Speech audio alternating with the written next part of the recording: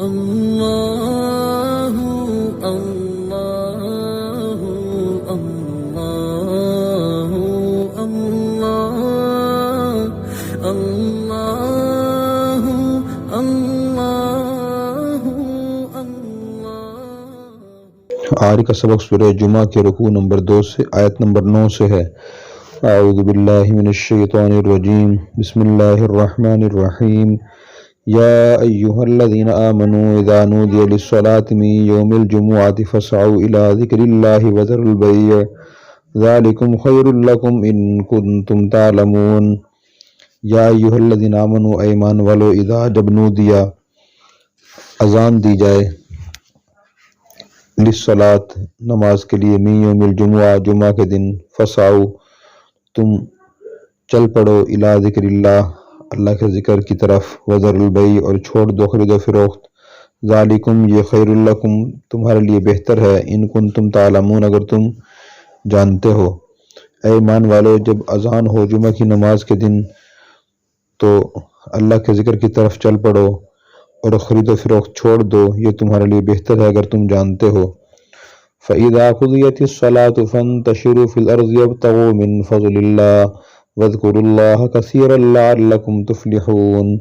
فَإِذَا پھر جب قُضِیت پوری ہو جائے، الصلاۃ نماز، فَانتَشِرُوا تم پھیل جاؤ، فی الارض زمین میں، وابتغوا اور تلاش کرو، من فضل اللہ اللہ کا فضل، واذکروا اللہ اور یاد کرو اللہ کو، کثیراً بہت زیادہ، لعلکم تفلحون تاکہ تم کامیاب ہو جاؤ۔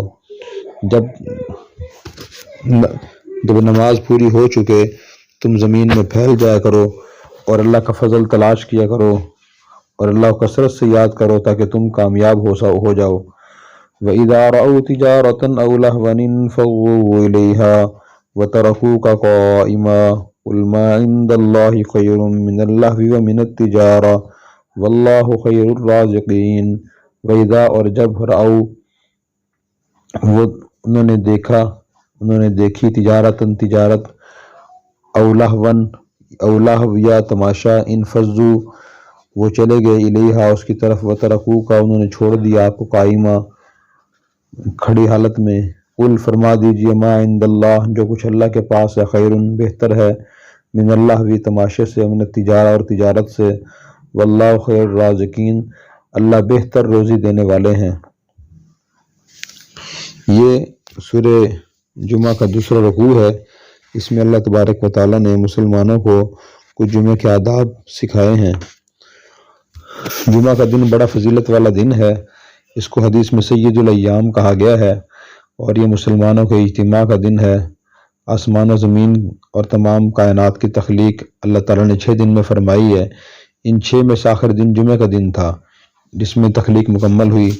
حدیث میں آتا ہے کہ اسی دن حضرت آدم علیہ السلام پیدا کیے گئے، اسی دن کو جنت میں داخل کیا گیا، پھر اسی دن کو جنت سے دنیا کی طرف بھیجا گیا اور دنیا میں انسان آباد ہونا شروع ہوئے، اور جمعہ کے دن ہی قیامت قائم ہوگی۔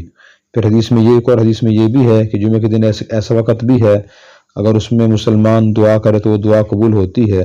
یہ سب باتیں صحیح احادیث میں ہیں۔ وہ وقت کون سا ہے جمعہ کے دن، اس کے بارے میں اختلاف ہے، علماء نے احادیث میں غور و فکر کرنے کے بعد 2 اوقات کی تعیین کی ہے۔ نمبر 1 نماز جمعہ شروع ہونے سے ختم ہونے تک کا وقت، نمبر 2 خطبوں کے درمیان جو امام بیٹھتا ہے اس وقت، بلکہ ایک وقت تو یہی ہے۔ دوسرا وقت علماء نے فرمایا کہ جمعہ کے دن نماز عصر کے بعد سے مغرب تک کا جو وقت ہے اس وقت دعا قبول ہوتی ہے، اور زیادہ جو دلائل سے تائید ہوتی ہے دوسرے وقت کی ہے، یعنی جمعہ کے دن عصر کی نماز کے بعد سے مغرب تک کا جو وقت ہے اس وقت دعا قبول ہوتی ہے۔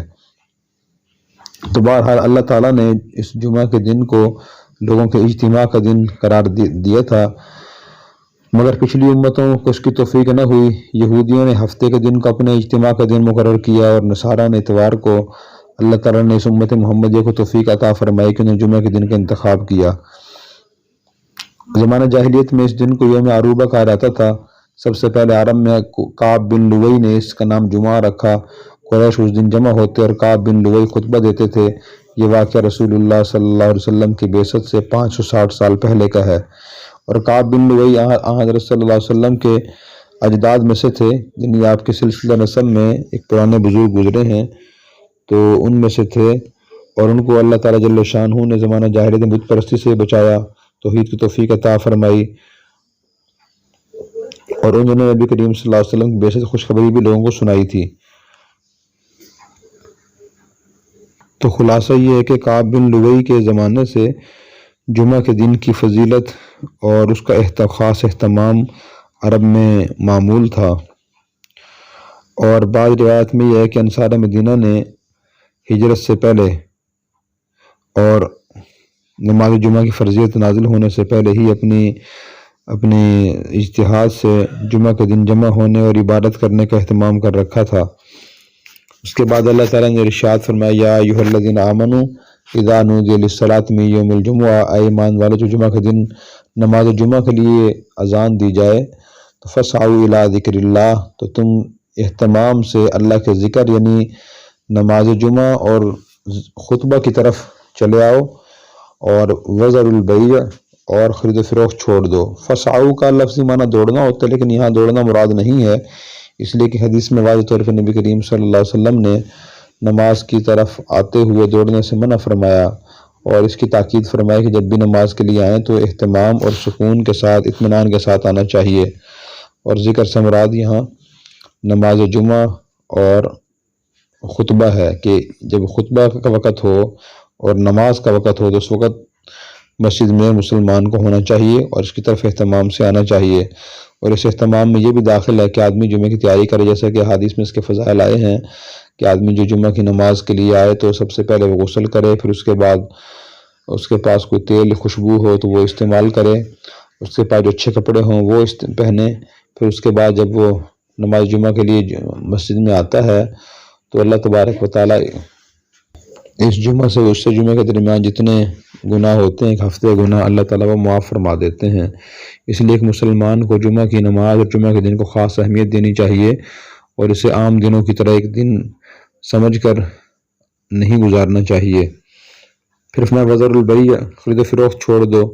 خرید و فروخت سے مراد وہ تمام کام ہیں دنیا کے جو اللہ کے ذکر یعنی جمعہ کی نماز اور خطبہ میں رکاوٹ بنے۔ اسی لیے جمعہ کی پہلی اذان کے بعد جن لوگوں نے پر جمعہ فرض ہے ان کے لیے دنیا کام کرنا، کوئی بھی کام کرنا جائز نہیں ہے، نہ ان کے لیے آپس کی گفتگو کرنا جائز ہے، اور نہ ہی اسی طرح ان کے لیے سونا جائز ہے، نہ کھانا کھانا جائز ہے، بلکہ پہلی اذان کے بعد جمعہ کی تیاری کر دینا، تیاری شروع کرنا ان کے ذمہ ضروری ہے۔ یہ شرعی مسئلہ ہے جو علماء نے کتابوں میں لکھا ہے۔ اور وذروا البیع سے یہ بھی اشارہ ہے کہ جمعہ کی نماز شہروں میں ہونی چاہیے، دیہاتوں میں زیادہ خرید و فروخت نہیں ہوتی۔ اس میں یہ بھی اشارہ ہے کہ جمعہ کی نماز شہروں میں ہو یا بڑے دیہاتوں میں ہو۔ رسول اللہ صلی اللہ علیہ وسلم اور ابوبکر صدیق رضی اللہ عنہ، حضرت عمر رضی اللہ عنہ کے زمانے میں نماز جمعہ کے لیے صرف ایک اذان کہی جاتی تھی جو امام کے سامنے کہی جاتی ہے، لیکن سیدنا عثمان غنی رضی اللہ عنہ نے زمانہ خلافت میں محسوس فرمایا کہ مسلمانوں کی تعداد بہت زیادہ ہو گئی ہے اور مسلمان مدینہ کے اطراف میں پھیل گئے ہیں، امام کے سامنے جو خطبے کے وقت اذان دی جاتی ہے دور تک سنائی نہیں دیتی، تو عثمان غنی رضی اللہ عنہ نے ایک اور اذان مسجد سے باہر اپنے مکان زورا پر شروع کرا دی تاکہ اس کی آواز مدینہ کے گرد و نواح میں پہنچے اور صحابہ کرام جلدی نماز جمعہ کے لیے آئیں۔ تو کسی نے بھی اس پر اعتراض نہیں کیا، اس سے بھی صحابہ کرام کا ادب معلوم ہوتا ہے۔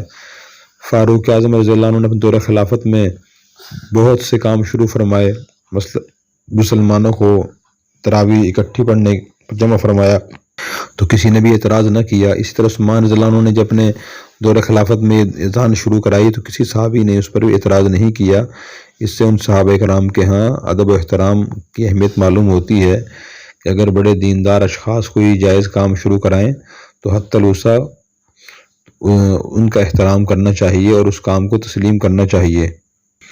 جبکہ ہمارے ہاں بے ادبی کا رواج بہت زیادہ ہے کہ ہر چھوٹا بڑے کے کام پر اعتراض کرنے کی یا تنقید کرنے کی پوری کوشش کرتا ہے، اور اس کو دین کی حفاظت اور ادب سمجھا جاتا ہے کہ ہم دین پر آنچ نہیں آنے دیں گے اور کسی طرح بھی دین میں کوئی تبدیلی نہیں ہونے دیں گے۔ نبی کریم صلی اللہ علیہ وسلم نے بھی ارشاد فرمایا دین کلہ ادب، دین سارے کا سارا ادب ہی ادب ہے۔ اور آگے بھی معلوم ہوگا کہ شروع میں نبی کریم صلی اللہ علیہ وسلم نماز جمعہ کے وقت خطبہ ارشاد فرماتے تھے، لیکن پھر بعد میں آپ نے نماز جمعہ پر خطبہ شروع فرما دیا۔ تو اس طرح کوئی دیندار بڑے حضرات کی معمولی کو تبدیلی فرمائے اسے قبول کرنا چاہیے۔ امت کے اس بات پر اجماع اور اتفاق ہے کہ جمعہ کے دن ظہر کے بجائے نماز جمعہ فرض ہے، اور اس پر بھی اتفاق ہے کہ نماز جمعہ عام 5 نمازوں کی طرح نہیں ہے بلکہ اس سے کچھ مزید شرائط بھی ہیں۔ البتہ ان شرائط کی تعیین میں پھر فقہا کے درمیان اختلاف ہے۔ مثلا ایک شرط اور فرق تو عام نمازوں سے جمعہ کی نماز کا یہ ہے کہ عام نمازیں 5 نمازیں تو آدمی تنہا بھی ادا کر سکتا ہے، وہ ادا ہو جاتی ہیں، اور 5 نمازیں 2 آدمی جماعت کے ساتھ بھی ادا کر سکتے ہیں، لیکن نماز جمعہ کے لیے مزید کچھ شرائط ہیں۔ جماعت کی تعداد میں بھی فقہاء کرام کے اقوال مختلف ہیں۔ اسی طرح نماز پنجگانہ ہر جگہ دریا، پہاڑ، جنگل میں ادا ہو جاتی ہے، مگر جمعہ جنگل صحرا میں کسی کے نزدیک ادا نہیں ہوتا۔ عورتوں، مریضوں، مسافروں پر جمعہ کی نماز فرض نہیں ہے، وہ جمعہ کے بجائے نماز ظہر پڑھیں۔ جمعہ کس قسم کی بستی والوں پر فرض ہے، اس میں فقہا کا اختلاف ہے۔ امام شافعی رحمۃ اللہ علیہ کے نزدیک جس بستی میں 40 آزاد عاقل بالغ مرد رہتے ہوں اس میں نماز جمعہ ادا ہو سکتی ہے، اس سے کم میں نہیں ہو سکتی۔ جس بستی میں تعداد 40 سے کم ہو وہاں نماز جمعہ ادا کرنا ان کے ہاں جائز نہیں ہے۔ امام مالک رحمۃ اللہ علیہ کے نزدیک ایسی بستی کا ہونا ضروری ہے جمعہ کے جواز کے لیے جس کے مکانات متصل ہوں اور اس میں بازار بھی ہو۔ امام اعظم ابو حنیفہ رحمۃ اللہ علیہ کے نزدیک جمعہ کے لیے شرط ہے کہ وہ شہر یا بڑا دیہات ہو جس میں گلی کوچے بازار ہوں اور ضروریات کی چیزیں وہاں ملتی ہوں، کوئی قاضی یا حاکم فیصلہ کرنے کے لیے متعین ہو۔ اس طرح کی شرائط اور تفصیلات ہیں، اور خلاصہ ان کا فقہ حنفی کے مطابق یہ ہے کہ جہاں اس علاقے میں اور اس بستی میں جمعہ کی نماز جائز ہے جہاں ضرورت کے تمام اشیاء ملتی ہوں اور اس کی آبادی کم از کم 3000 ہو، جس علاقے کی آبادی 3000 سے بھی کم ہو اور وہاں ضرورت کی اشیاء نہ ملتی ہوں، گلی کوچے نہ ہوں، بازار نہ ہو، تو وہاں جمعہ کی نماز ادا کرنا جائز نہیں ہے۔ شہروں میں جہاں جمعہ کی نماز فرض ہے وہاں مریض، مسافر، عورت پر فرض نہیں ہے۔ اگر جمعہ کی نماز ادا کر لیں ان سے ظہر کی نماز معاف ہو جائے گی۔ جن لوگوں پر جمعہ کی نماز فرض ہو وہ ادا نہ کرنے کے لیے بڑی وعید بھی ہے۔ ایک حدیث پاک کا مفہوم ہے کہ جو آدمی غفلت سستی کی وجہ سے 3 جمعے چھوڑ دے گا اور جمعہ کی نماز ادا نہیں کرے گا، اللہ تعالیٰ اس کا نام ایسی کتاب میں لکھوائیں گے جس کتاب میں تبدیلی نہیں ہوتی۔ پھر اس کے بعد اللہ تعالیٰ نے فرمایا جب جمعہ کی نماز سے تم فارغ ہو جاؤ تو تم زمین میں پھیل جایا کرو، اللہ کا فضل تلاش کیا کرو۔ تو اس کا مطلب یہ ہے کہ جمعہ کی اذان کے بعد جو خرید و فروخت و دنیا کے معاملات منع ہوئے تھے، نماز جمعہ ادا کرنے کے بعد ان کی اجازت دے دی گئی ہے۔ کوئی کاروبار کرنا چاہے تو کر سکتا ہے، تو یہ فرض واجب حکم نہیں ہے کہ نماز جمعہ ادا کرنے کے بعد تمام لوگ ضرور کاروبار کریں، تجارت کریں، ایسا نہیں ہے۔ یہاں حکم فسعوا فانتشروا فی الارض وابتغوا من فضل اللہ یہ بیان جواز کے لیے ہیں۔ البتہ قرآن کریم کی اجازت دینے کی وجہ سے نماز جمعہ کے بعد تجارت کرنا باعث برکت اور باعث نفع ہے، اور بہت سے سلف صالحین کے یہ معمول تھا کہ وہ نماز جمعہ کے بعد تجارت کیا کرتے تھے۔ کوئی نہ کرنا چاہے تو وہ گناہ گار بھی نہیں ہوگا۔ پھر اس کے بعد یہ فرمایا کہ جب تجارت میں مصروف ہو تو اللہ کو اس طرح سے یاد کرتا کہ تم کامیاب ہو سکو، اس وقت بھی اللہ سے غافل نہ ہو۔ پھر فرمایا کہ جب ان لوگوں نے تجارت کو دیکھا اور ایک تماشے کو دیکھا اس کی طرف چلے گئے۔ اس کا واقعہ یہ بیان کیا گیا ہے، ایک مرتبہ نبی کریم صلی اللہ علیہ وسلم نماز جمعہ پڑھانے کے بعد خطبہ دے رہے تھے۔ شروع میں آپ ایسے ہی فرمایا کرتے تھے، تو ایک دن ایسا واقعہ پیش آیا کہ اچانک تجارتی قافلہ مدینہ میں داخل ہوا اور ڈھول باجا اس کے ساتھ تھا، اور اعلان ہونے لگا کہ تجارت کے لیے، خرید و فروخت کے لیے آ جائیں۔ تو بہت سے صحابہ کرام جن کو یہ معلوم نہیں تھا کہ نماز جمعہ ادا کرنے کے بعد خطبہ سننا بھی ضروری ہے، ایک تو یہ معلوم نہیں تھا، دوسری بات یہ تھی کہ اس وقت مدینہ میں شائع ضرورت کی قلت تھی اور قافلہ آیا تو لوگ دوڑ پڑے، اور یہ خدشہ پیدا ہوا کہ ضرورت کی اشیاء ہمارے پہنچنے تک ختم نہ ہو جائیں، اور مہنگائی بھی بہت زیادہ تھی۔ ان وجوہات اور اس صورتحال کی وجہ سے صحابہ کرام نماز جمعہ ادا کرنے کے بعد خطبہ چھوڑ کر اس قافلے کی طرف چلے گئے۔ حضرت دحیہ بن خلیفہ کلبی کا یہ قافلہ تو ملک شام سے سامان تجارت لے کر آیا تھا، اس وقت تک مسلمان نہیں ہوئے تھے، بعد میں اسلام میں داخل ہوئے۔ تو صحابہ کرام چلے گئے تو حضرت صلی اللہ علیہ وسلم نے بعد میں ناگواری کا اظہار فرمایا، اور آپ نے فرمایا کہ میرے پاس صرف 12 صحابہ کرام بیٹھے رہے، اگر یہ بھی چل جاتے تو اللہ تعالیٰ مدینے کو اپنے عذاب اور آگ سے بھر دیتے۔ پھر اس کے بعد صحابہ کرام کو تنبیہ ہوئی اور آئندہ انہوں نے کبھی ایسا نہ کیا، لیکن لا علمی کی وجہ سے، مجبوری کی وجہ سے ایسا ہو گیا تھا۔ پھر حضرت صلی اللہ علیہ وسلم نے بعد میں خطبے کا معمول تبدیل فرما دیا اور آپ 2 خطبے نماز جمعہ سے پہلے ارشاد فرمانا آپ نے شروع فرما دیے، ورنہ پہلے جمعہ کی نماز کے بعد 2 خطبے ہوتے تھے، جیسے نماز عید کے بعد 2 خطبے ہوتے ہیں۔ تو بہرحال اللہ تعالیٰ نے پھر فرمایا کہ جب ان لوگوں نے دیکھا تجارت کو اور تماشے کو تو اس کی طرف چلے گئے اور آپ کو کھڑا ہوا چھوڑ دیا، تو آپ فرما دیجئے کہ جو اللہ کے پاس ہے، اللہ کی نعمتیں ہیں، اللہ کے قریب کرنے والی چیزیں ہیں، وہ تجارت اور تماشے سے بہت ہی بہتر ہیں۔ مسلمانوں کو تجارت اور تماشے سے زیادہ اللہ کے قرب کی جو چیزیں ہیں، نماز، تلاوت، تسبیح اور دین سیکھنا، اس کی طرف زیادہ توجہ کرنی چاہیے۔ پھر فرمایا کہ واللہ خیر الرازقین، اللہ سب سے بہتر رزق دینے والا ہے۔ یہ بہت جاندار جملہ ہے کہ اللہ سب سے بہترین رزق دینے والے ہیں۔ انسان جب صحیح طریقے سے کوشش کرتا ہے، اللہ کے بندوں کے حقوق ادا کرتا ہے، پھر رزق کے لیے بھی کوشش کرتا ہے، تو اللہ اسے بہترین رزق عطا فرماتے ہیں۔ اللہ تعالی ہم سب کو رزق حلال وسعت اور آسانی سے عطا فرمائے، اور جمعہ اور نماز جمعہ کے آداب سیکھ کر ہمیں ان کو ادا کرنے کی توفیق عطا فرمائے۔ ایک آج عام خامی مسلمانوں میں یہ بھی ہے کہ جمعہ کی نماز کے لیے بہت تاخیر سے آتے ہیں۔ نبی کریم صلی اللہ علیہ وسلم نے اپنی حدیث مبارکہ میں اس کی بہت زیادہ تاکید فرمائی ہے کہ مسلمان نماز جمعہ کے لیے جلدی آنے کی کوشش کریں۔ اللہ عمل کی توفیق عطا فرمائے۔ اور اگر آپ نے ابھی تک ہمارا چینل سبسکرائب نہیں کیا تو فوراً سبسکرائب کیجئے، ساتھ ہی بیل آئیکن پر کلک کریں تاکہ مزید آنے والی ویڈیو ہے وہ آپ کو وقت پر ملتی رہیں۔ اللہ حافظ۔